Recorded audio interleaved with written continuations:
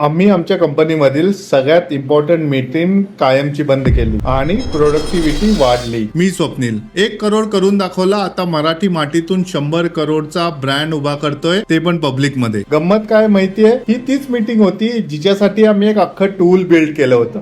त्यात AI integrate पण केलेलं होतं. त्यामध्ये रोज सकाळी ऑफिसमध्ये आलं की स्टँडिंग मीटिंग साठी सगळे उभे राहायचे. आम्ही स्वतःचं टास्क मॅनेजमेंट टूल बनवलं होतं. प्रत्येक टीम सांगायची आज आम्ही काय करणार आहे. खरंच सांगतो, सुरुवातीला जादू झाली. क्लिअरिटी आली. कोणावर जास्त लोड आहे, कोणावर कमी आहे, सगळं कळलं. लूप होल दिसायचे, काम स्मूथ व्हायचं. मला वाटलं परफेक्ट सिस्टीम सापडली आहे. पण थोड्या दिवसांनी मी कॅल्क्युलेटर काढला. मीटिंग चालायची 30 ते 40 मिनिटं.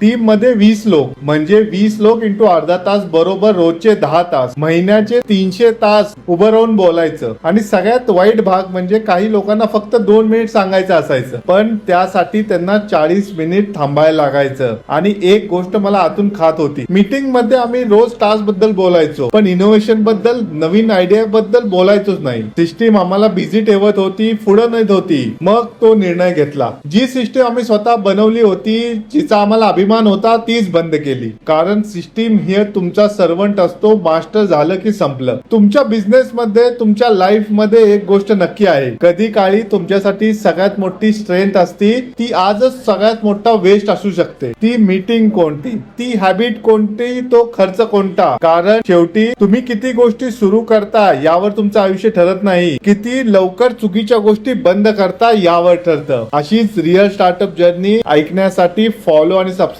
करायला विसरू नका.